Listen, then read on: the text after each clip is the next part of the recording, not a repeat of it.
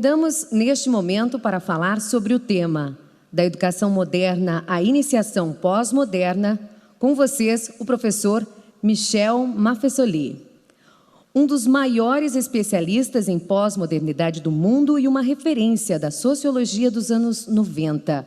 O sociólogo francês Michel Maffesoli é professor de Sociologia na Universidade de Paris, Sorbonne, membro da Academia Europeia de Ciências e Artes, diretor do Centro de Estudos Atuais e Diários, um laboratório de pesquisa sociológica na Sorbonne, diretor do Centro de Pesquisa Imaginária e professor convidado em mais de 60 universidades no mundo.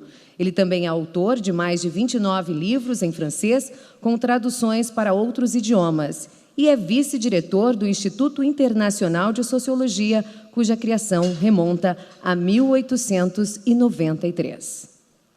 Com vocês, o professor Michel Maffesoli.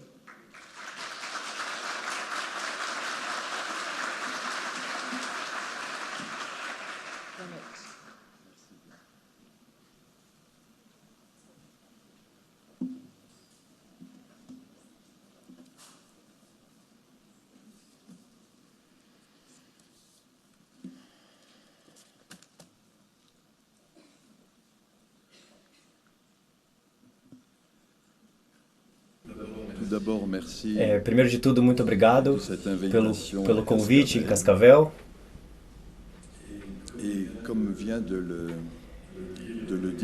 E como o presidente do Conselho de Desenvolvimento acaba de dizer, a minha proposta aqui é participar de um debate.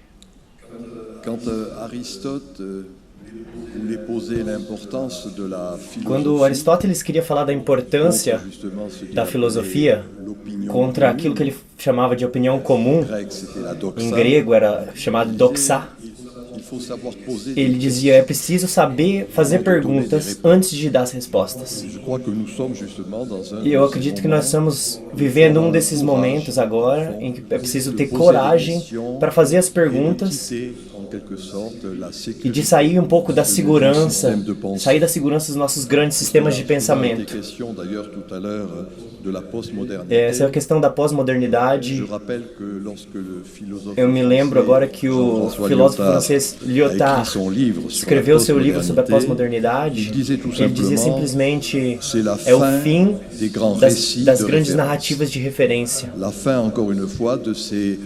O fim desses grandes sistemas que são elaborados nos últimos séculos e que se pode ver e ainda se verá cada vez mais a saturação desses sistemas.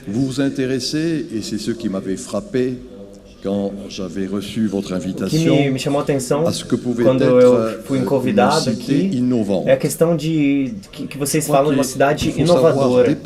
E eu acredito que é preciso saber ultrapassar essa questão que eu considero um pouco provocadora. É preciso saber ultrapassar o mito do progresso. O progressismo de uma ideologia dominante, no fundo, um progressismo que se tornou destrutivo, esse progressismo. Ele vem dessa concepção antiga, essa concepção ocidental, que é a filosofia do linearismo, da linearidade. Quer dizer que a humanidade partiu de um ponto A de barbárie, para chegar em um ponto B de civilização absoluta. E eu digo que contra esse linearismo, que é um pouco inerente a nós, eu digo que quando a gente olha para a longa duração das histórias humanas, que é um pouco nosso campo de observação, eu digo que existe uma sucessão de épocas, uma sucessão de ciclos. Em grego, para voltar um pouco para a etimologia, a palavra época quer dizer parênteses. Então, um parênteses, ele se abre, e é claro que o parênteses também se fecha. A minha hipótese é que esse parêntese moderno, da época moderna, ele está chegando ao seu fim. E simplesmente é isso que a gente chama de crise. Essa crise não é simplesmente uma crise econômica. Essa é uma crise societal também. E é preciso saber ser inovador, que quer dizer também saber se adaptar a esse processo de transição, porque a palavra inovador quer dizer se fazer novo com aquilo que está lá. Também é um retorno às tradições. E essa vai ser um pouco minha participação. Quero lembrar também do presidente, que diz do debate atual entre a educação e a iniciação. A minha posição pode parecer um pouco provocativa, mas eu acredito que a provocação é própria do debate. E o título que eu dei à minha palestra é da educação moderna para uma iniciação pós-moderna. Esse título eu vou explicar em um instante. Da paranoia à juvenóia, eu vou explicar isso em um instante. Alguns pressupostos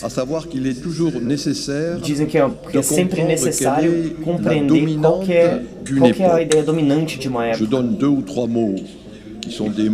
Eu dou 2 ou 3 palavras que são normais no contexto intelectual.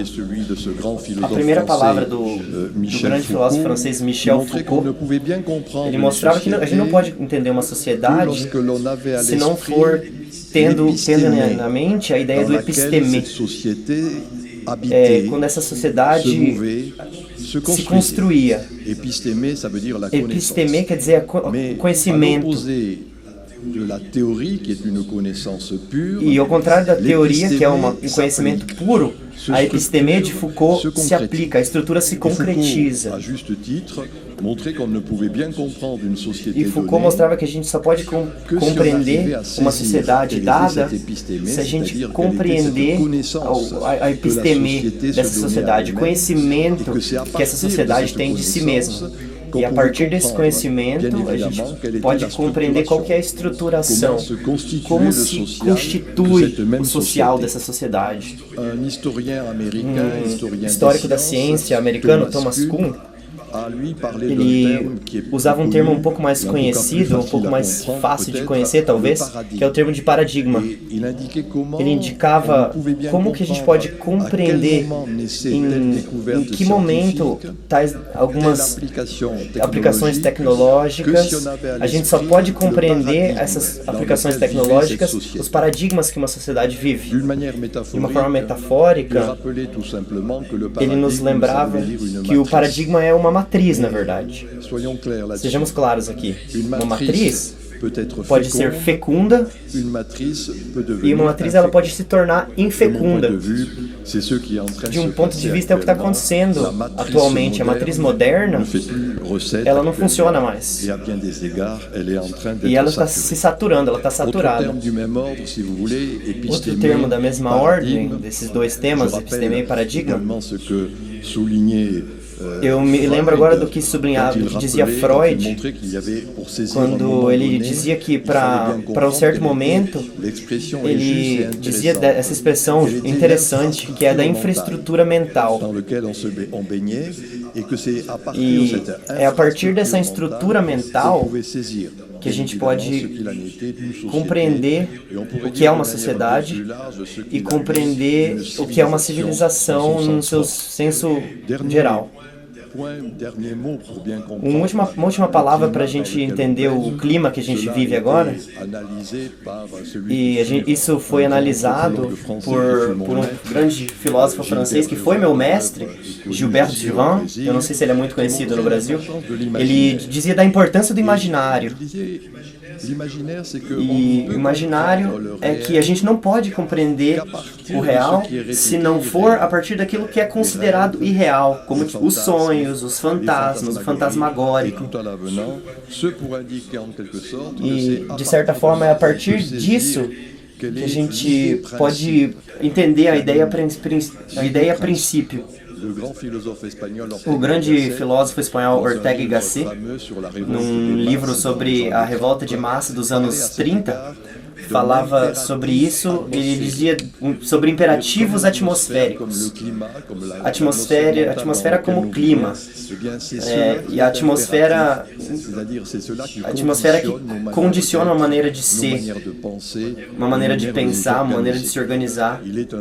É um termo muito mais simples e que foi proposto pelo filósofo Hegel, o espírito do tempo também. É quando se tem consciência, quando se compreende o que é esse espírito do tempo, que se pode ver as estruturas, quais são as instituições nas quais nós nos banhamos, nas quais nós estamos, nas quais nós nos organizamos. Preciso compreender um pouco o clima intelectual no qual a gente vive. Segundo pressuposto é que se a gente entrar em um acordo sobre essa ideia, que existem transformações de época, mudanças de ciclo que passam, é preciso perceber que existe um processo de saturação. A palavra foi proposta pelo sociólogo americano Sorokin. Ele diz que no fim de um certo momento, uma cultura não funciona mais. Ela está saturada. E ela deixa lugar a alguma outra coisa. Mas quando temos uma mutação e um ponto de vista está vindo atualmente, nós utilizamos termos, palavras que foram elaborados em outros momentos e que não são mais pertinentes com aquilo que nós vivemos. Elas se tornam impertinentes. Émile Durkheim dizia sobre isso de um conformismo intelectual. Isso é o doxa, a opinião comum. É o que não se discute mais, mas se contenta com dizer e dizer novamente, a questão do politicamente correto, o que Nietzsche chamava de moraline, de uma forma um pouco divertida. E quando existe essa transição, em que as palavras que a gente usa para falar de um tempo não são mais pertinentes com o espírito desse tempo, que me parece o caso agora, há uma abstração, uma transição, entre a inteligência e as pessoas. Inteligência é quem tem o poder de dizer, digamos, a política, os jornalistas, os professores universitários, que são, digamos, sistemas de pensamento que não estão tão em fase com esse espírito do tempo. E é uma das primeiras vezes na história humana que existe essa transição entre a elite e o povo. Também aconteceu na época do romantismo, essa época em que houve essa transição. Maquiavel também falava dessa transição entre o poder do palácio e o discurso do povo. Essa transição é um processo de abstração da realidade social, transição que existe entre o que os sociólogos chamam de instituído, que são as instituições, e o instituante, que é aquilo que chega, que está vindo. E na minha hipótese, o instituído é o fundamento do que a gente chama de educação, que tem por base, por fundação, o racionalismo, a razão. Por outro lado, o instituante, que está chegando agora, é da ordem da iniciação,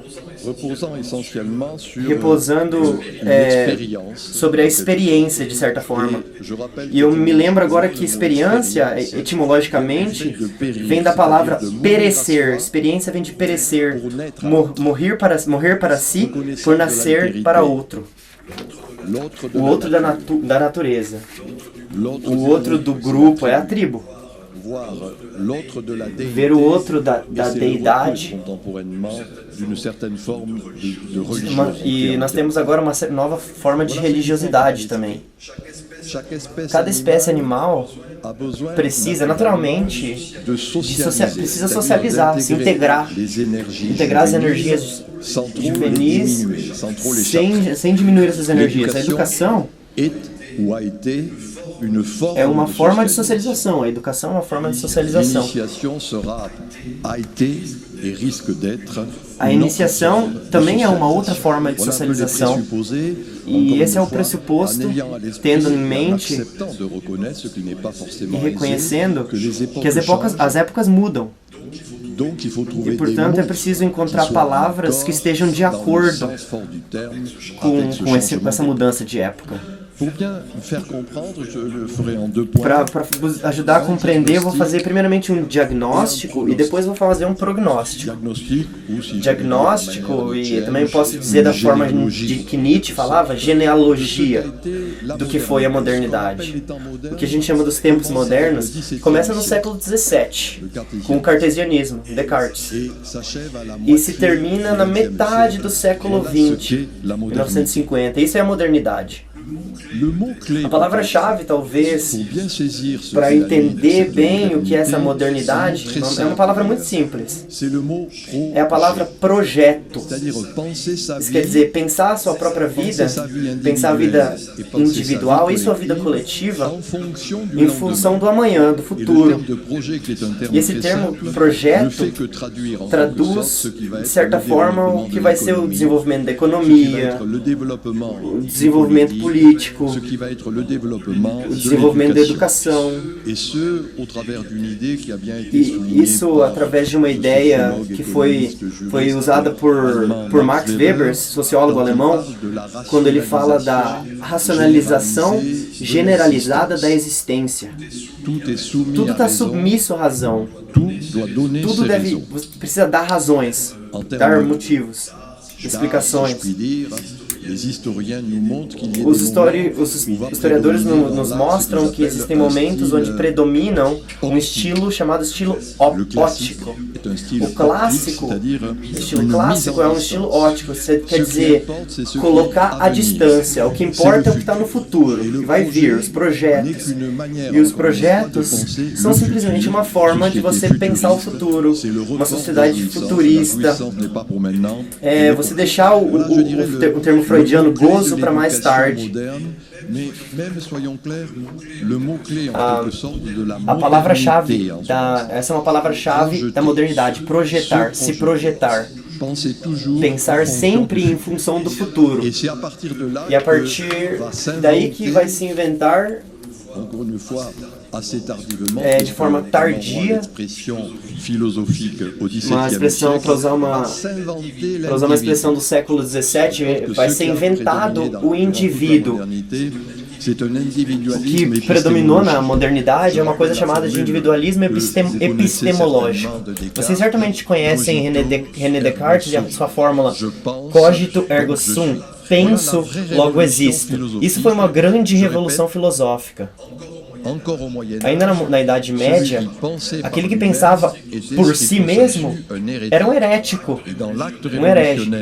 Então, o ato revolucionário de Descartes, e o que também é o nascimento filosófico do individualismo, que vai marcar todas as instituições da modernidade.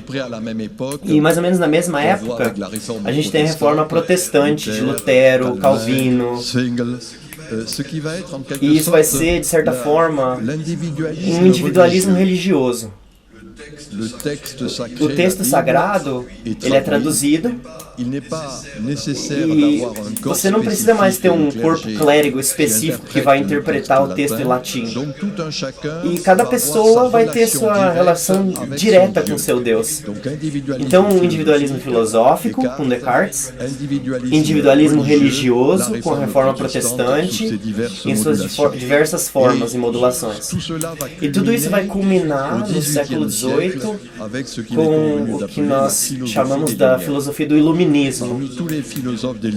Todos os filósofos do iluminismo, entre eles eu chamo a atenção para o Rousseau, Jacques Rousseau. Escreveu 2 livros paradigmáticos para a gente entender a educação.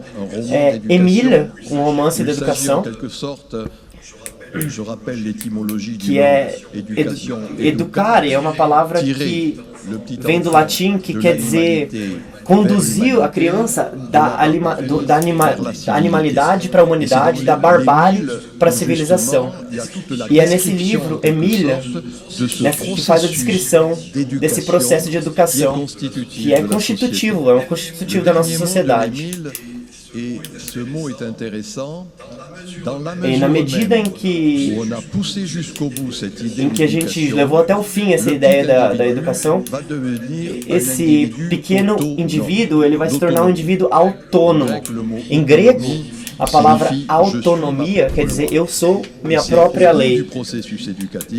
E a finalidade desse processo educativo é que a gente tenha autonomia, que a criança tenha autonomia. E se eu sou capaz de fazer minha própria história, se eu sou capaz de fazer o meu contrato social, e existem indivíduos capazes de fazer sua própria história, eles vão entrar no chamado contrato social de Foucault.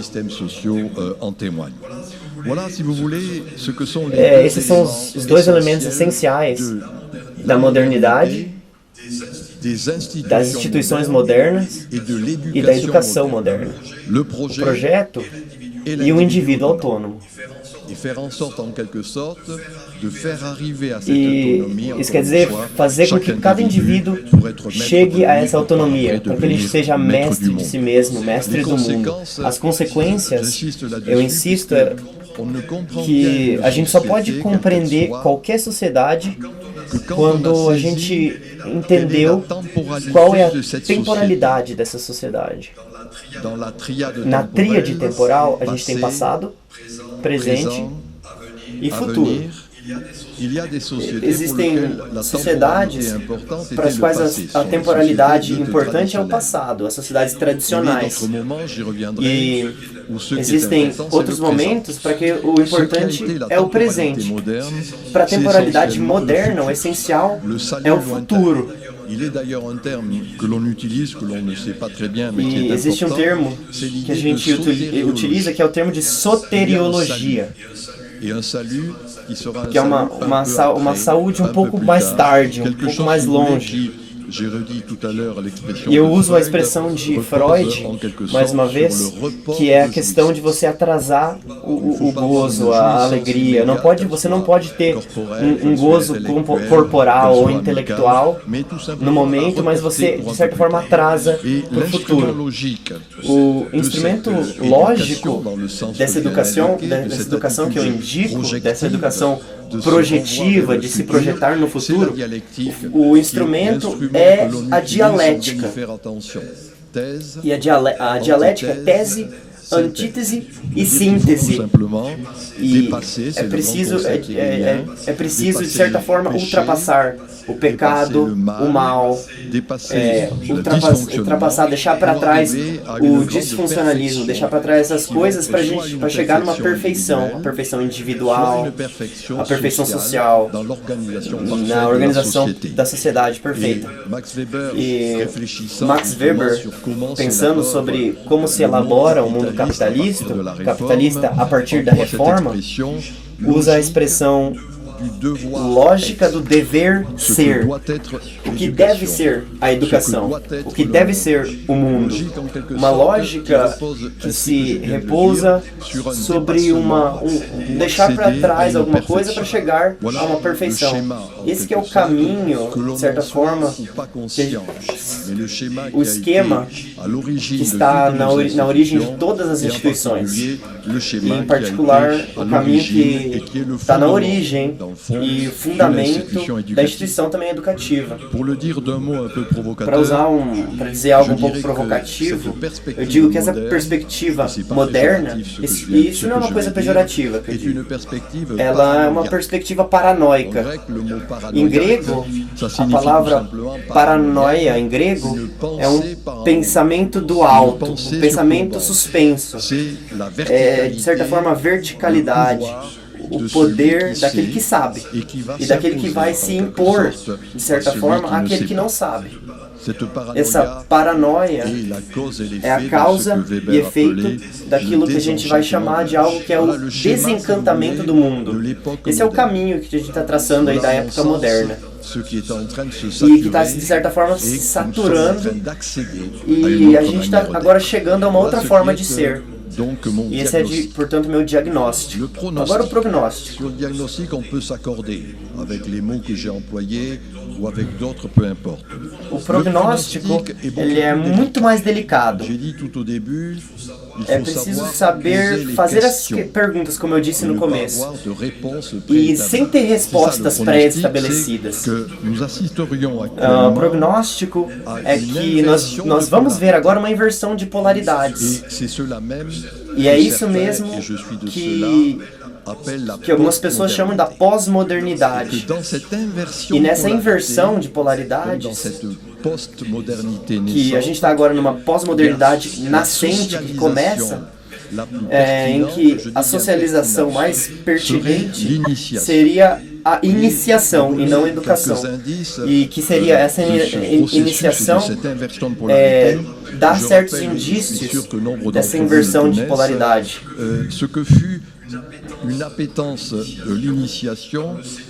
Essa questão da iniciação a gente pode ver no livro, por exemplo, O Senhor dos Anéis, na saga de Harry Potter, nas músicas juvenis, a gente pode perceber essa questão da iniciação. E cada um desses elementos enfatiza a técnica de iniciação, no senso amplo do termo. A iniciação é se religar, é se ligar a um outro, confiar em um outro.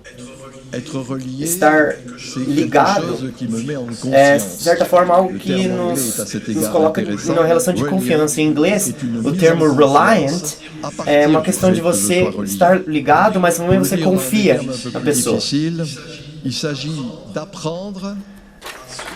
É uma questão de aprender a se desprender para fazer aprender uma outra coisa. E esse fato de se desprender, de certa forma, que nos permite chegar a uma outra forma de aprender. E eu diria que a ligação social, a ligação simbólica, no senso amplo do termo, é o que me liga ao outro.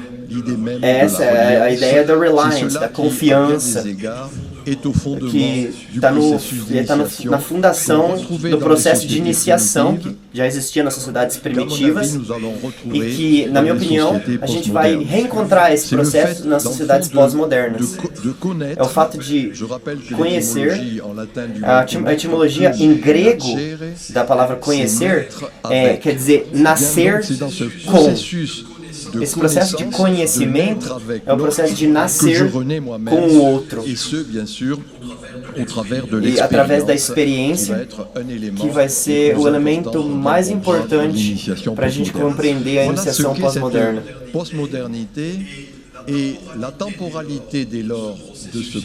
E a temporalidade desse processo iniciático não é mais a temporalidade do projeto. Não é mais um pouco mais tarde. A temporalidade desse tempo pós-moderno é aqui e agora.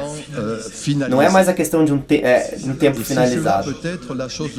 E talvez a coisa mais delicada a se fazer, porque é difícil a gente entender esse presenteísmo. A questão do instante eterno. Não mais uma eternidade distante. Não mais o paraíso celeste. Não mais uma eternidade do que seria o paraíso terrestre, do ponto de vista político, mas, de certa forma, viveu aqui e agora, o carpe diem, de várias formas. E essa questão da mudança de termos é importante. Nós não estamos mais numa história que a gente pode ser mestres, a gente está num tempo de mudanças, de crise. A iniciação sobre um destino e sobre o qual eu devo me comportar de certa forma. E não é mais o valor do trabalho agora que vai predominar, mas é a ideia de criação que vai predominar. Fazer da sua vida uma obra de arte, de certa forma. E através de um ambiente importante, que é preciso ter em mente, um exemplo histórico, um pouco antes da modernidade, é o Quattrocento italiano, o Renascimento, onde o que era importante na época era o hedonismo, a importância do corpo, o corpo que se veste, a moda, que se cuida, o corpo que eu construo, o esporte em suas diversas modulações. O que quer dizer que, além da razão soberana, que foi a grande marca da educação, a razão soberana, a gente percebe o retorno aos instintos, o retorno ao primitivo, o retorno ao étnico, como as tatuagens, piercing, a emoção emocional sob suas diversas formas. E se a gente ficar atento a essa primitividade juvenil, a gente pode compreender o que é essa luz da iniciação. E isso quer dizer o subsolo da existência. O que é importante são as paixões comuns na pós-modernidade, as emoções comuns. É a figura de Dionísio tomando o lugar de Apolo ou de Prometeu. A importância que a gente vai ver precisamente no termo de vibrações coletivas. Os sociólogos falam nesse sentido de sintonia. Isso são as vibrações esportivas, musicais, religiosas, artísticas. Vibração que faz com que, de certa forma, a gente saia de si mesmo para nascer em um outro. Não é mais o pequeno jogo que é importante, mas não é mais o eu que é importante, mas o coletivo, nós. É, de fato, o desenvolvimento de uma concepção estética. Estéses, em grego, são emoções coletivas, emoções comuns. Isso é estéses em grego. E cada vez mais eu acredito que existe uma estetização da existência. E a gente não está mais no estilo ótico que eu mencionei antes. E não é mais uma questão de eu me manter à distância do outro, da natureza, mas para eu pegar uma imagem que eu vou emprestar do estilo barroco, um estilo tátil, um estilo que me coloca em relação com os outros sem interdependência. Aquilo que vai me colocar de relação de proximidade. E para usar mais uma vez um termo que eu propus, é a ideia de tribos. A tribo é, de certa forma, compartilhamento de um gosto sexual, gosto musical, gosto religioso, gosto esportivo. Mas a importância desse gosto é que isso coloca ênfase no presente, não mais no futuro, não mais um pouco mais tarde, mas esse presenteísmo, quer dizer, o que a gente está vivendo agora. E aí está o paradoxo que a gente vive agora. É Goethe, escritor alemão, que nos lembra que cada civilização tem seu momento de nascência e de paradoxo. O paradoxo eu o proponho da maneira seguinte: sinergia do arcaísmo e do desenvolvimento tecnológico. A sinergia é a multiplicação dos efeitos. O arcaísmo não é o que a gente deixa para trás. Em grego, arquê é o que é fundamental, o que vem primeiro. E quando eu digo a sinergia do arcaísmo e do desenvolvimento tecnológico, eu uso para dizer simplesmente, isso é as tribos e a internet, a tribo e a cybercultura. Isso se dá de discussões de blogs, Facebook, compartilhamento de emoções e paixões através da técnica. Eu lembro agora que a técnica contribuiu, como Max Weber lembrava, para o desencantamento do mundo. O paradoxo contemporâneo é que essa mesma técnica, ela está reencantando o mundo agora. Lembre-se do que eu disse há pouco, em relação... É a pessoa que vai predominar. Mais uma vez eu lembro que a palavra pessoa quer dizer máscara, persona. O poeta Arthur Rimbaud, do século XIX, dizia uma fórmula: eu é um outro. quer dizer que eu sou plural. E essa pluralidade da pessoa que vai ser o fundamento de todas essas tribos que estão acontecendo na nossa cidade. De certa forma, a perca do si em um outro. Eu falei há pouco que o processo educativo chegava num fim com a autonomia. Agora, o processo de iniciação, a finalidade dele não é a autonomia, mas a heteronomia, que quer dizer a lei. Nomos, em grego, é o outro que me dá essa lei. Isso quer dizer, eu não falo, eu sou falado. Eu não penso, eu sou pensado. Eu só existo através do olhar do outro. E não é mais a perfeição do futuro que vai ser importante. A palavra que eu proponho é a ideia da completude. A completude é a inteireza do ser, completude do ser, coletivo e individual. É a sombra e a luz. É o claro e o obscuro da existência. Não mais simplesmente o que é da ordem da luz, mas pelo contrário, o efeito de entrar em acordo, de certa forma, com essa parte sombria. Essa parte diabólica que nos constitui de diversas formas. E a gente não está mais nessa fase do dialética, tese, antítese e síntese, mas um processo de acomodação, de se ajustar em relação à sombra de si mesmo, e a gente nos acomodamos, nos ajustamos em relação à sombra nossa e à sombra da sociedade. E é isso que é fundamentalmente a iniciação.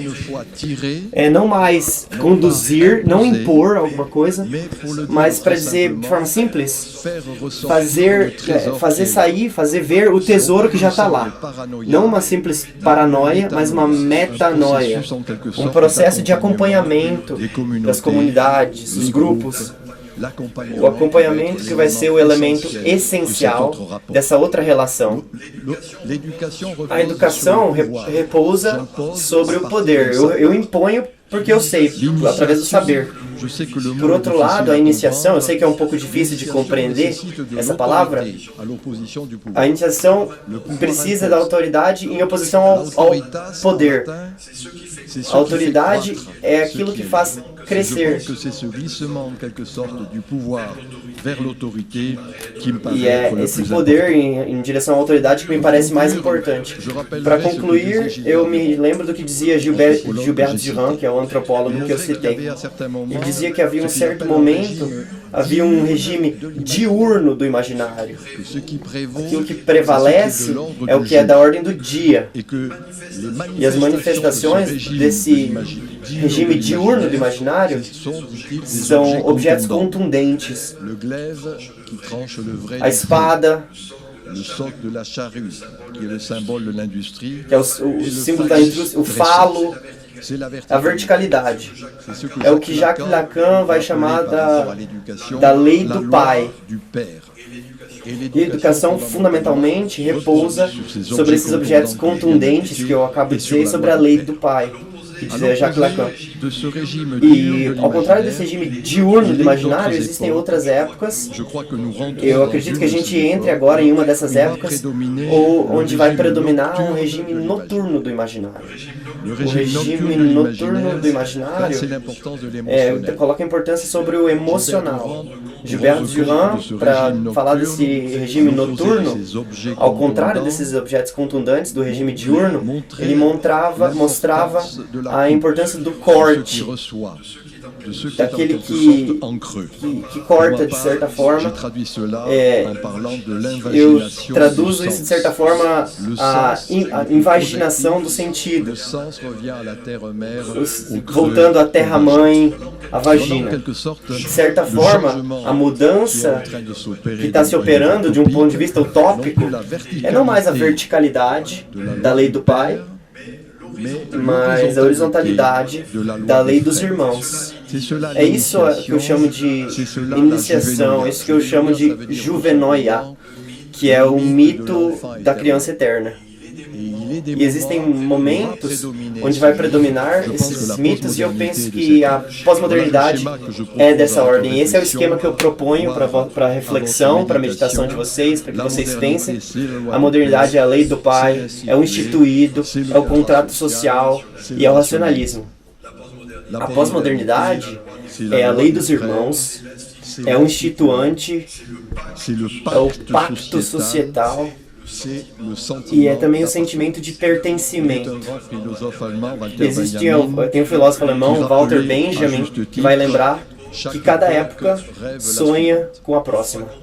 É preciso acompanhar esse sonho para que isso não se torne um pesadelo. E é isso que eu quero dizer hoje. Muito obrigado.